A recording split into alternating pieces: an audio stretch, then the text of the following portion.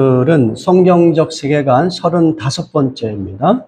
말씀해 보면은 레위기 16장에서 22장, 설교의 제목은 어떻게 하나님과 교제할 것인가 7번째입니다. 하나님이 성도에게 요구하시는 거룩은 첫 번째, 제사를 통하여 하나님을 경배하는 것이고, 두 번째, 음식과 질병에 대한 규율을 통하여 자기 자신을 거룩하게 하고, 세 번째, 더 나아가서 상대방, 내가 만나는 모든 그 사람들, 우리가 그 사람들을 타자라고 이야기하죠. 이 타자와 또 모든 피조물을 향한 규율을 통하여 거룩을 실천하는 것이라고 이렇게 정리할 수가 있습니다. 예, 그래서 우리는 진화와 모든 피조물을 향한 거룩을 그 일상의 삶 전체에서 이제 그것을 적용을 해야 되는데, 특별히 5가지 주제로 이것을 정리하고자 합니다. 첫 번째는 생명을 통하여, 생명의 그 존엄성을 통해서, 두 번째는 성에 관하여, 세 번째는 예배, 예상 속에서 어떻게 거룩을 실천할 것인가, 이런 걸 생각해 보고요. 네 번째, 정의, 다섯 번째는 긍휼이라는 주제를 가지고 이 실제적인 이 거룩의 삶이 무엇인지를 같이 생각해보고 적용하기를 원하는 것입니다. 그래서 지난주에 첫 번째 주제, 생명의 그 존엄성에 관한 이야기를 하다가 우리가 중간에 마쳤습니다.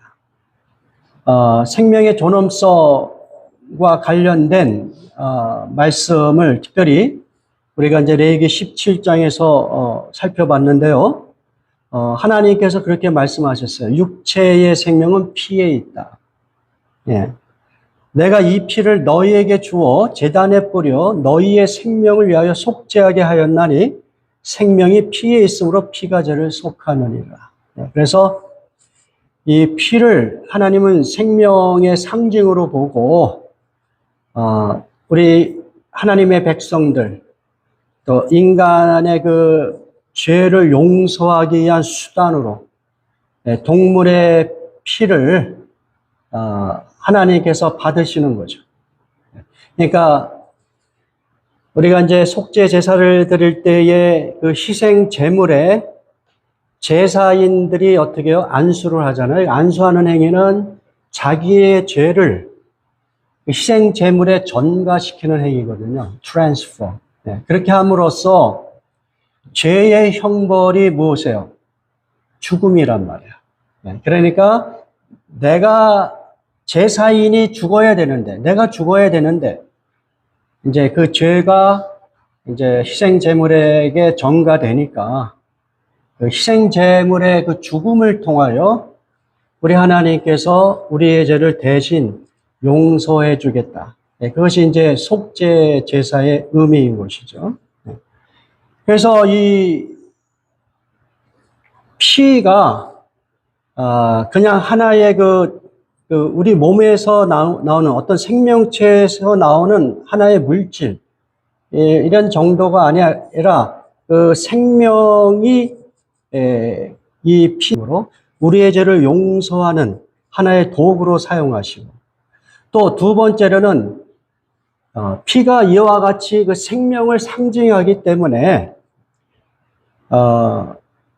짐승들을 잡을 때에 피를 흘리잖아요. 예.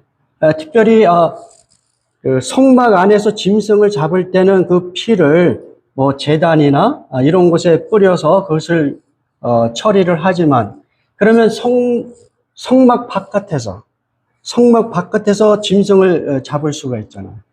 그러면 그 피를 어떻게 할 것이냐. 그래서 그 피는 생명의 상징이기 때문에 그것을 사람들이 함부로 다루지 말아라. 그 피를 먹지 말아라. 그리고 그 짐승의 피는 땅에 묻어둬라.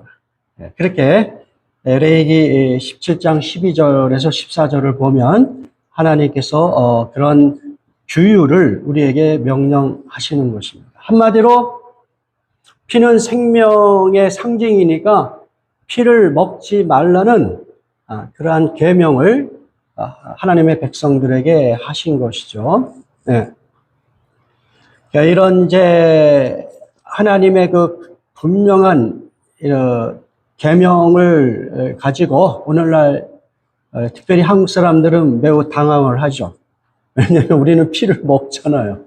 한국인들은 선지국을 먹잖아요. 그렇죠?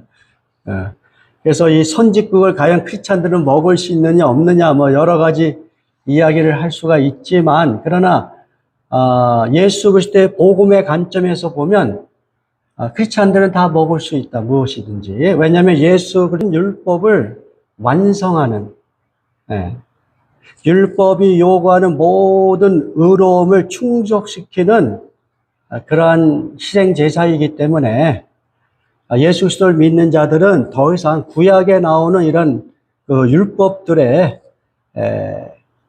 어떤 조항의 얽매에서 살아가는 그런 존재가 더 이상 아니라는 것이죠. 바울이 그것을 분명하게 우리에게 가르쳐주고 있습니다. 골로새서 2장 16절에서 17절 같이 봉독합니다. 그러므로 먹고 마시는 것과 절기나 초하루나 안식일을 이유로 먹고 마시는 것, 여러분이 지금까지 레위기를 통해서 계속 살펴봤잖아요. 이렇게 방금 전에 뭐 피를 먹지 말아라 이런 것도 다 레위기에 나오는 율법의 내용인 것이죠. 또 앞으로도 우리가 살펴보겠지만 절기, 초하루, 안식일 이런 것도 유대인들이 하나님의 백성이기 때문에 이방 그리스도의 복음 안에서 사는 사람들은 더 이상 이러한 절기로 인하여 어떻게 하라? 비판을 하지 말아라. 그러니까 다시 이야기하면, 야, 너희가 어떻게 크리스찬이 돼가지고 하나님을 섬긴다고 하면서 왜 구약의 율법을 지키지 않느냐? 음식에 대한 규정, 절기에 대한 규정이 분명하게 나와 있지 않냐. 레위기나 신명기에 보면 분명하게 나와 있거든요. 그리고 유대교를 주장하는 사람들은 그러한 절기들을 아주 철저하게 지키려고 애를 쓰는 것이죠. 오늘날까지도.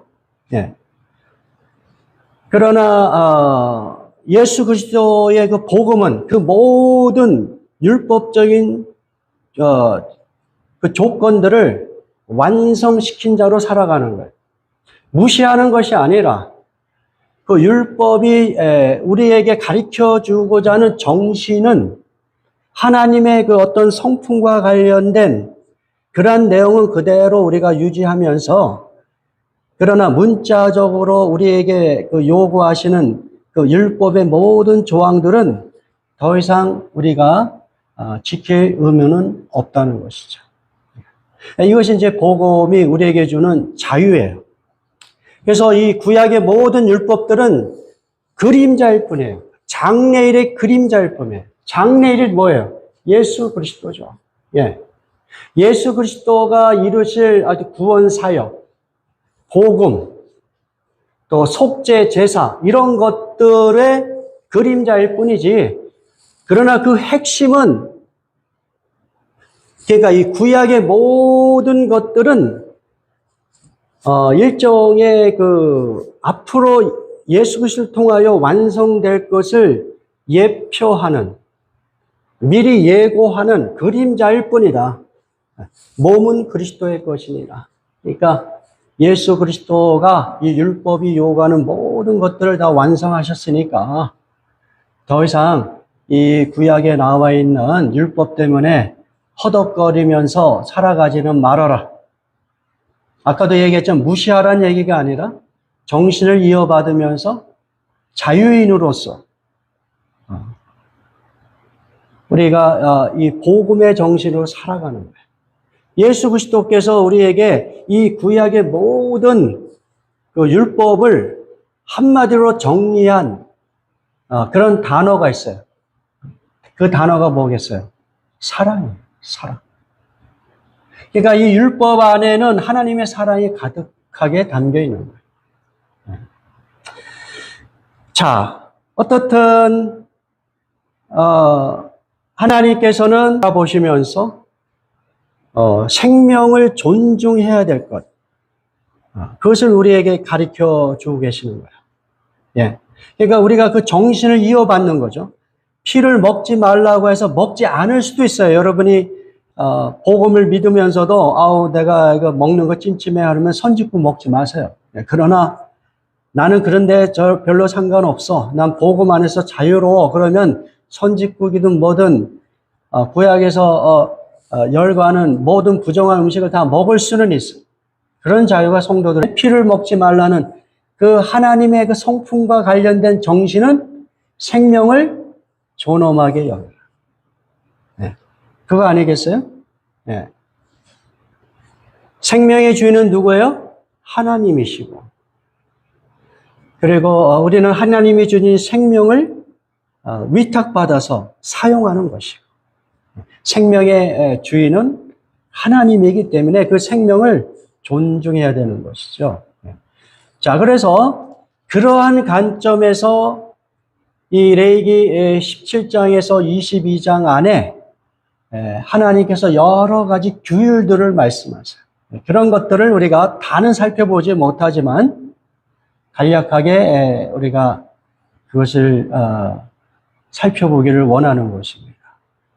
자, 생명 존중과 관련된 하나님의 말씀을 이제 세 가지 관점에서 여러분하고 정리하기를 원해요. 첫 번째는 뭐냐면 인권을 존중하고 복지를 확대하라는 거예요. 이러한 메시지가 율법에 나와 있는 거예요. 이것이 이제 오늘날의 단어인 것 같이 보이지만은 그러나 이 율법 안에 하나님의 이 성품이 여기 담겨 있으니까 정신이 담겨 있습니다.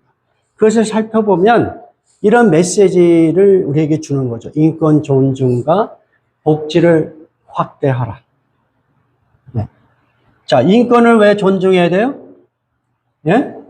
신분이나 세대나 출신에 상관없이 모든 사람을 하나님의 형상으로 지음받은 존재로 본다면 우리는 그 겉모양과 출신과 관계없이 다 존중해야 되는 것이고, 복지는 왜 확대해야 되느냐?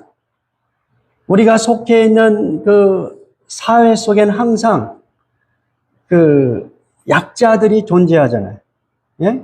가난한 사람들, 또 누구든지 노인이 되잖아요. 노인이 되면 다 약자가 되는 것이죠. 예. 그리고 또 우리가 사는 그 공동체 안에 항상 그 외국인들이 있어요. 예. 이제 성경에서는 이 외국인을 좀 이렇게 구분해서 설명을 하는데 어떻든 거류민이라고 이야기를 할게요. 거류민. 뭐냐면 이스라엘 공동체에 같이 살지만 그 사람은 유대인이 아니란 말이에요. 다른 민족인데 유대인 공동체 안에 살아가는 사람들. 그 사람들이 이제 거류민이에요. 그러니까 오늘날 우리가 그냥 쉽게 적용한다면 이민자들이죠, 뭐. 이민자. 그 이민자들을 위한 제도적인 보호장치를 마련하라. 이것이 바로 성경의 메시지입니다. 무슨 뭐 민주당이나 무슨 진보주의자들의 메시지가 아니에요. 하나님의 백성들이 살아가는 그 공동체에서 이러한 복지의 장치들이 있어야 될 것을 말씀하세요. 그런 것들을 우리가 간략하게 살펴보는 것입니다. 레위기 19장 9절에서 10절 같이 봉독합니다. 너희가 너희의 땅에서 곡식을 거둘 때에 너는 밭 모퉁이까지 다 거두지 말고 내 떨어진 이삭도 줍지 말며 내 포도원의 열매를 다 따지 말며 내 포도원에 떨어진 열매도 줍지 말고 가난한 사람과 거류민을 위하여 버려두라. 나는 너희의 하나님 여호와이니라. 여러분, 이 말씀이 얼마나 약자들을 배려하는 말씀인지 모르겠어요. 여기 보면은 이스라엘 공동체에서 약자로 살 수밖에 없는 형편상 그럴 수밖에 없는 사람들이 있단 말이에요. 가난한 사람, 이민자. 이제 이 거류민으로 이제 영어로는 뭐 에일리언으로 번역이 됐지만 이 거류민들은 이스라엘 공동체 안에서 뭐 같이 제사도 드리고 여러 가지 사회적인 활동을 할 수 있지만 그러나 땅을 살 수가 없어요. 그러니까 땅을 자기 자손에게 뭐 기업으로 남겨줄 수도 없어요. 그러니까 이 사람들은 약자가 될 수밖에 없어요. 응? 어떻든 대표적인 약자예요. 그 공동체에서 대표적인 약자. 그들을 위해서 어떻게 하라? 곡식을 추수할 때에 밭 모퉁이까지 거두지 말아라. 예? 영어식 표현으로 뭐라 했어요? The very edges of your field. 싸그리 추수하는 것이 미덕이라고 생각을 하잖아요. 하나도 남기면 안 된다. 네. 그런데 하나님은 약자들을 생각하니까, 야, 그 모퉁이, 그쪽은 추수하지 마. 약자들을 위해서 남겨줘. 그리고 추수하다가 남은 떨어진 이삭이 있잖아요. 이삭 죽지 마라. 이게 다 무슨 이야기입니까? 예? 약자들의 생존권을 보장하라는 거예요. 여러분, 이제 우리가 계속 하나님의 말씀을 통해서 발견하는 것은 뭐냐면, 이러한 약자들을 위한 메시지는 전부 다, 어떤 차원에서 우리가 이해를 해야 되냐면, 여유가 있는 사람이, 능력이 있는 사람이 약자들에게 마치 그 자선을 베푸는 그런 측면에서 이 말씀을 우리에게 주신 게 아니라는 거예요. 이것은 자선이 아니라 하나님의 형상으로 지음받은 하나님의 어떤 그 존엄한 생명체이기 때문에 그들이 이 땅에서 생존할 수 있도록 마땅히 누려야 될 권리로 말씀하신다는 거예요. 그러니까 이러한 내용들을 어떤 그 구제 활동이라든지 마치 여유가 있는 사람들이 가난한 사람에게 무엇을 베푼다든지 이런 개념이 아니라 어떤 사회든지 그 안에서 약자들이 있는데 그 약자들이 생존하는 것은 일종의 권리다. 생존하도록 도와주지 않는 것은 하나님 앞에 심각한 죄가 되는 거예요. 그 차원에서 이 말씀을 여러분이 이해할 수 있기를 바라요. 우리가 이제 미국에 살면서 흔히 이제 세금 많이 내는 사람들이 우리의 세금으로 이 가난한 사람들이 뭐 텍스 리턴도 받고 이렇게 살아가는 것이다 이렇게 얘기하는데 그것은 성경적인 관점에서 보면 잘못된 생각이다 이거예요. 마땅히 그들이 이 땅에서 인간으로서 누려야 될 최소한의 생존권을 보장해야 되는 것이 하나님이 명령하신 메시지고 그 약자들이 누려야 될 권리라는 거예요. 권리의 차원에서 반드시 그것은 어느 정도 여유가 있고 힘이 있는 사람들이 실행을 해야 될, 실천해야 될 그러한 메시지라는 것이죠. 예, 그렇게 여러분이 이해를 했으면 좋겠습니다. 그리고 또 오늘 본문은 아니지만은 신명기 15장 1절 2절을 같이 살펴볼게요. 신명기 그 다음 거를 한번 보세요. 신명기 1장 2절 같이 봉독합니다. 여러분은 7년마다 그해 연말에 여러분이 받을 빚을 다 면제해 주십시오. 그 면제의 규정은 다음과 같습니다. 자기 동족에게 돈을 빌려준 사람은 그 빚을 면제해주고 그것을 억지로 받으려고 독촉하지 마십시오. 여호와께서는 이 해가 되면 모든 빚이 면제된다고 빚진 자들이 7년째 되는 해 그 빚을 다偿감해 줘야 되는 것이 공동체가 해야 될 의무란 말이에요. 예? 우리가 이제 오늘날도 그런 제도가 있잖아요. 미국이나 한국에 7년째 되는 해 빚을 탕감해 주는 제도가 있잖아요. 그러한 제도를 이야기할 때 흔히 보수적인 생각을 갖고 있는 사람들은 그렇게 그냥 쉽게 빚을 탕감하는 것은 도덕적 해이를 가져온다. 그 얘기하죠. 도덕적 해이. 이 보수주의자들이 많이 이야기하는 단어가 도덕적 해이예요. 우리가 충분히 그런 이야기 할 수 있어요. 우리가 살아가면서 도덕적으로 게으르고 이런 사람들이 가난할 수밖에 없다. 또 게으른 사람들이 빚을 진 것을 탕감해 주는 것은 이건 공정하지 않다. 이런 논리를 이야기할 수가 있는 거예요. 충분히 그러한 논리들을 우리가 이해할 수 있어요. 그럼에도 불구하고 하나님은 그러한 어떤 단서 조항을 두지 않아요. 도덕적 해이 뭐 이런 단서 조항 안 해요. 무조건 한번 잘 생각해 보세요. 어떤 사회이든지 그 사회 안에는 뭐랄까요? 그 사회에서 전부 다 이렇게 우승자가 되고 그 사회에서 다 이렇게 잘 먹고 잘 사는 그런 사회가 되면 다행인데 그렇게 공정한 사회는 아니란 말이에요. 예, 그러다 보니까 반드시 그 사회에서 낙오자가 생길 수밖에 없어요. 열심히 공부하고 노력해도 낙오자가 생길 수밖에 없어요. 극빈자가 될 수도 있는 거예요. 그래서 어떤 그 도덕적 해이라든지 여러 가지 단어를 가지고 빚을 탕감해 주는 것을 어려워할 수도 있지만 이해는 되지만 그러나 하나님의 메시지는 분명하다. 아무 조건 안 달고 7년째 되는 날 그들의 빚을 갚아주라. 그래서 그 사람들이 다시 그 사회 속에서 힘차게 새로운 삶을 살 수 있는 기회를 만들어서 그 사회가 어떤 좀 더 공평한 사회로 진행될 수 있기를 원하시는 그 하나님의 그 사랑이 여기에 스며 있는 것이죠.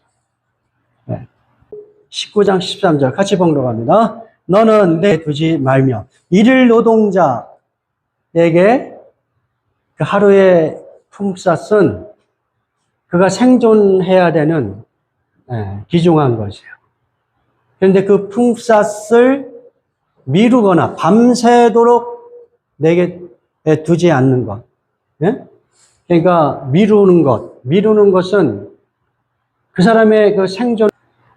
그러니까 힘 있는 자들이 또 사용자들이 인플로이들을 경제적으로 착취하지 않을 것을. 인플로이들이 경제적으로 그 최저 생활을 보장할 수 있도록 뭐예요? 착취하지 말고 혼자서 90%의 이익을 다 갖고 10%의 이익을 종업원들하고 나누는 것이 아니라 사용자는 최소한의 그 종업원들과 같이 나눌 수 있으면 얼마나 좋겠어요? 그게 이제 현실적으로 매우 힘들지만은 그러나 하나님의 마음은 그런 데 있다는 것이죠. 그런데 그러니까 공정한 임금 또 최저임금 이런 것들을 우리가 보장해 주면서 사회적인 약자들이 생존할 수 있도록 하여라. 그렇게 우리에게 말씀하고 계시고요. 그 다음에 레위기 19장 32절에서 34절 같이 봉독합니다. 너는 샘머리 앞에서 일어서고 노인의 얼굴을 공경하며 내 하나님을 경외하라. 나는 여호와이니라. 거류민이 너희의 땅에 거류하여 함께 있거든 너희는 그를 학대하지 말고 너희와 함께 있는 거류민을 너희 중에서 나 혼자같이 여기며 자기같이 사랑하라. 너희도 애굽 땅에서 거류민이 되었느니라. 나는 너희의 하나님 여호와이니라. 32절에서는 무엇을 이야기해요? 노인들의 그 복지를 보장해줘라. 샘머리가 누구겠어요? 노인들을 이야기하는 거예요. 은퇴한 사람들. 그 사람들이 은퇴해서 재정적으로 또 육신적으로 전부 다 쇠퇴한 그러한 삶을 살잖아요. 예. 소수의 사람을 제외하고는 대부분 은퇴한 사람들은 재정적으로도 어렵고 또 육신적으로도 더 이렇게 나아갈 수 있는 힘이 없는 그러한 사람들이니까 그것은 공동체가 그들에게 어떻게 삶을 이어갈 수 있는 최저 생활을 할 수 있는 최소한 그러한 복지 정책을 보장해줘라. 그렇게 이 말씀을 우리가 적용할 수가 있는 것이죠. 그리고 거류민에 대한 것이 또 나오잖아요. 거류민. 우리가 쉽게 이야기하면 이민자들. 예. 이민자들이 너희 땅에 살면 그를 학대하지 말아라. 너희 중에서 나 혼자 같이 여겨라. 자기 같이 사랑하라. 왜 그래요? 이유가 뭡니까? 너희도 어때요? 애굽 땅에서 이민자였었다. 우리 미국인들도 결국은 다 뭡니까? 미국 땅에 들어온 이민자 출신이잖아요. 뭐 백인들이 아무리 자기네 땅이라고 이야기해도 부정할 수 없는 것은 미국에 사는 모든 사람들은 다 이민자였다. 그거 기억해라. 그 기억 속에서 오늘날 너희가 만나는 그 이민자들을 학대하지 말아라. 이민자들이 같이 먹고 살 수 있도록 보장해줘라. 이민자니까 신분이 제대로 되어 있지 않으니까 어떻게 해요? 임금을 착취하거나 또는 최저임금보다 못한 그러한 그 임금 정책을 펴는 것, 그러한 것들을 중지하라. 그런 이야기예요. 네. 오늘 한국 사회에서도 어떤 젊은 정치인이 그런 이야기 하잖아요. 야, 외국에서 온 그 노동자들에게는 한국인이 받는 최저임금보다 더 못하게 임금을 책정하자. 이런 아이디어까지 냈단 말이에요. 젊은 정치인이. 그것은 오늘날 이 말씀을 가지고 우리가 적용해 보면 전혀 성경적인 메시지가 아닌 거예요. 뭐라 그랬어요? 이민자를 너희 중에서 나 혼자 같이 여겨라. 자기같이 사랑해라. 똑같은 이민자라 할지라도 여기서 정착하여 사는 본토백이라 할지라도 그 사람들과 똑같이 임금 정책을 펴고 그들의 생활을 보장하라는 이런 이야기입니다. 예. 뭐 이런 이야기들이 아주 많아요. 이걸 다 여기서 설명하면 시간이 너무 많이 걸리고. 그래서 결국은 이 하나님의 율법 안에는 이런 메시지가 들어가 있는 거예요. 인간의 존엄성, 또 그렇기 때문에 그들을 위하여 복지를 보장해줘라. 최소한의 인간으로서 인간답게 살 수 있도록 그것을 보장해줘라. 특별히 약자를 보장해줘라. 그들을 고려하라. 이렇게 말씀하고 있는 것이에요.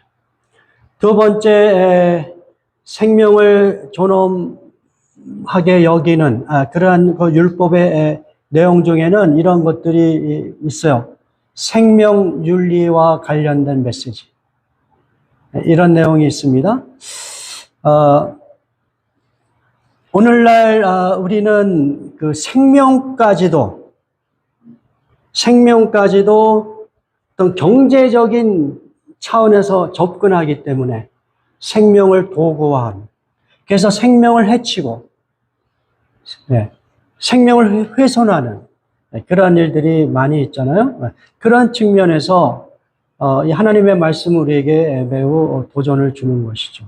생명에 대한 윤리의식, 또 그것을 기반으로 하여 의학을 발전시킬 것을 우리에게 도전하고 있는 것이죠. 자, 레위기 17장 11절을 보세요. 우리가 이미 말씀을 통해 봤습니다. 육체의 생명은 피에 있다. 그러니까 이 말씀을 통하여 모든 그 생명체에 하나님의 주인 되심이 담겨 있고 그 생명의 어떤 신성함, 왜냐하면 하나님이 주신 것이니까 거기에 어떤 신성함이 깃들여 있다는 것, 그것을 기억하면서 시켜라. 예? 그러면서 이렇게 그 경고를 하는 겁니다. 레위기 19장 16절 같이 봉독합니다. 나는 내 백성 중에 돌아다니며 사람을 비방하지 말며 내 이웃의 피를 흘려 이익을 도모하지 말라. 나는 여호와이니라. 지금 무슨 말씀을 하세요? 내 이웃의 피를 흘려 이익을 도모하지 말라. 다른 사람의 생명을 훼손하고 그 사람의 생명을 파멸시켜서 나의 이익을 도모하는 아니다. 인간의 모든 생명, 아니 인간뿐이겠어요? 모든 생명체를 도구나 어떤 재료로 사용되어서는 안 된다는 것을 이해해요. 그러나 인간의 역사 속에 우리는 인간의 그 생명을 도구한 역사들이 많잖아요. 생체 실험을 얻으려고 하는 시도들이 많이 일어나고 있잖아요. 예. 그러니까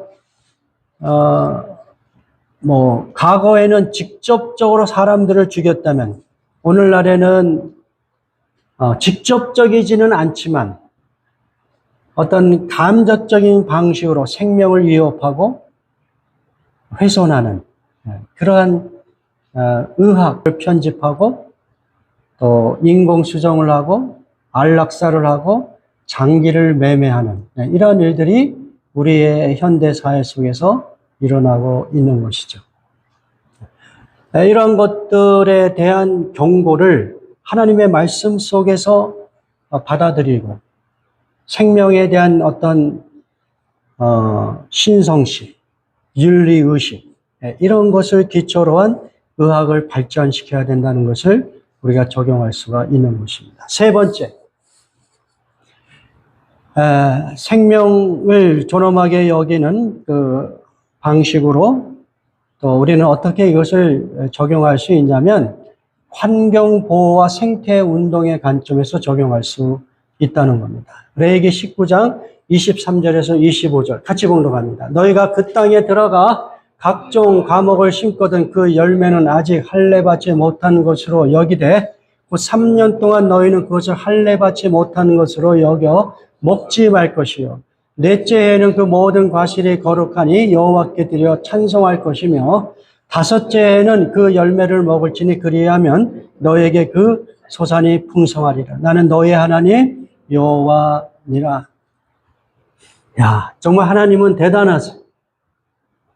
너희가 그 땅에 들어가면, 가나안 땅에 들어가면 이제 열매 맺는 그런 나무들을 심어서 열매를 맺게 될 거 아니에요? 그런데 그 열매를 몇 년 동안 먹지 말라 그래요? 3년 동안 먹지 말라.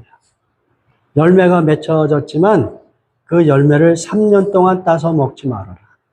그리고 네 번째 해에는 그 열매를 하나님께 드리고 그리고 비로소 열매를 먹을 수 있는 해가 뭐예요? 다섯 번째 해다. 그렇게 이야기하세요. 대단한 메시지죠. 오늘날 환경보호운동 하는 사람들에게는 너무도 귀한 메시지인 것이죠.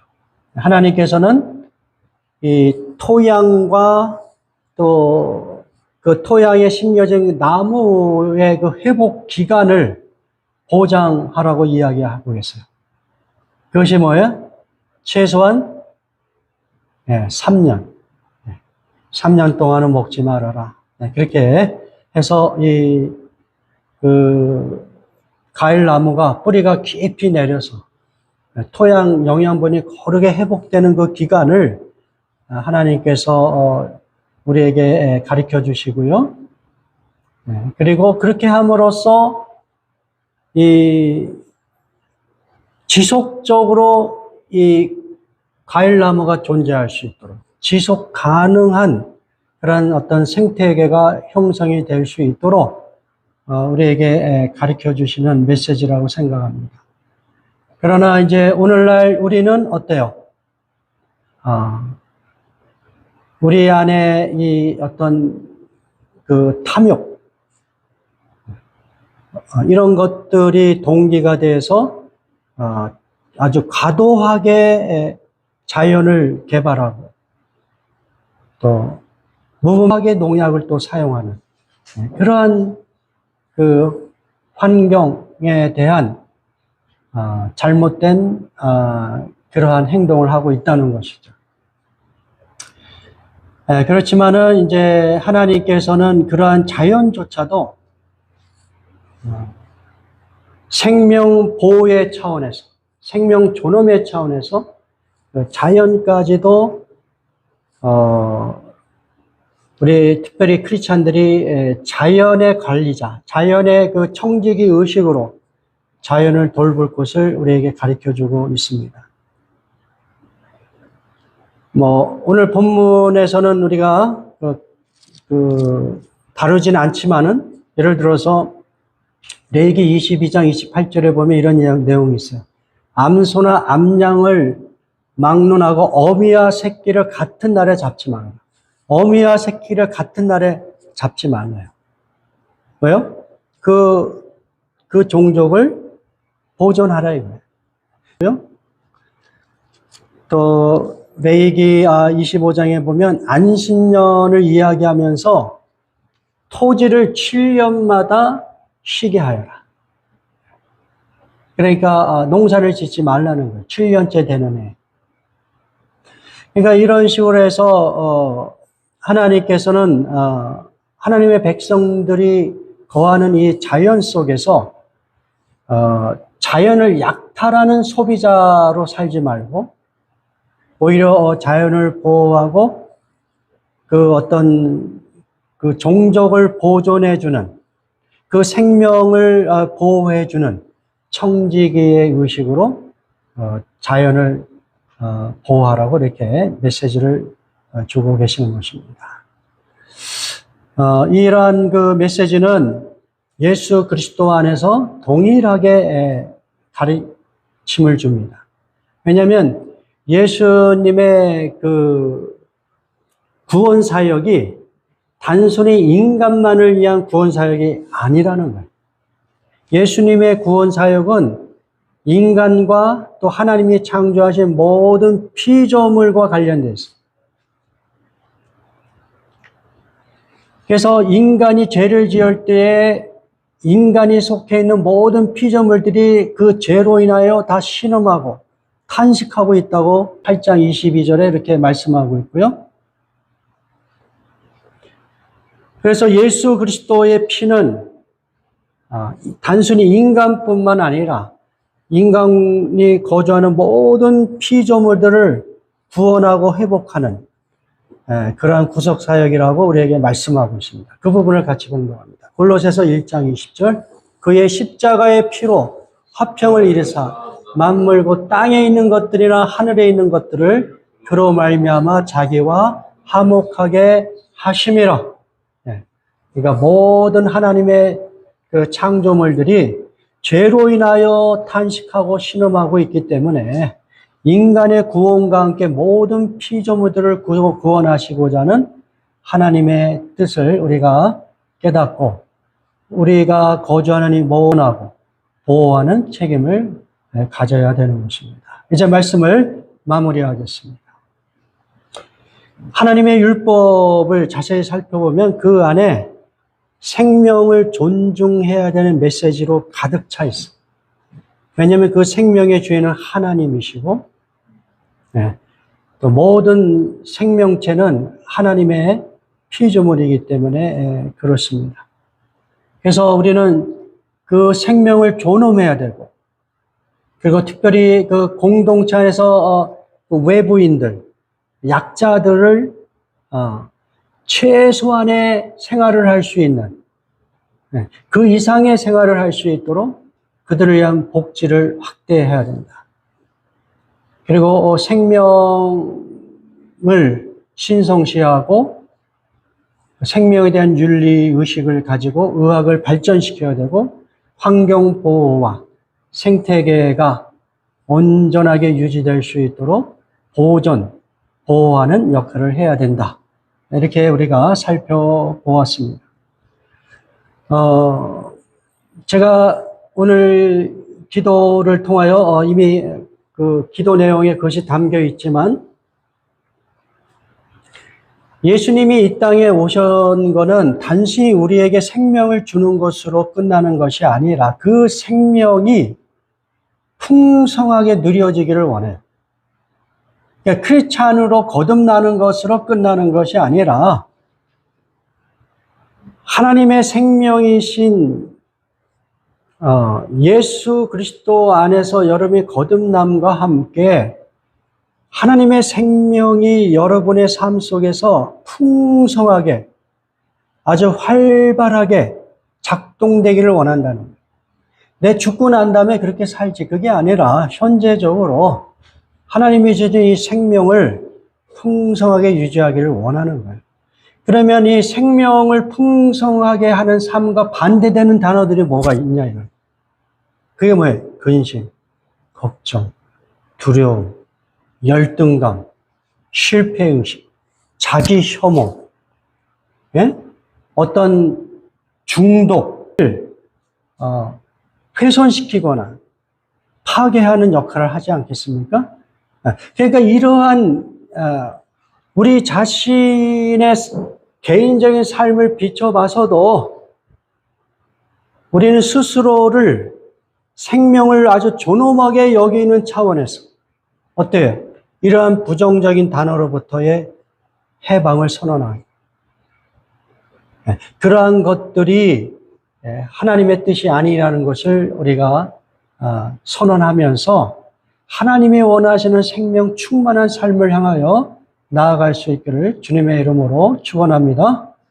우리 자신뿐만이 아니라 이러한 의식으로 내가 만나는 타자 모든 피조물을 떼지 않도록 어떻게 해요? 그들을 보호해주고 그들의 생명이 풍성하게 발휘될 수 있도록 우리가 그들을 격려해주고 그들을 섬기는 그러한 의식으로 사는 것, 그것이 하나님이 우리에게 요구하시는 거룩이라는 것입니다. 우리 다 같이 기도하겠습니다.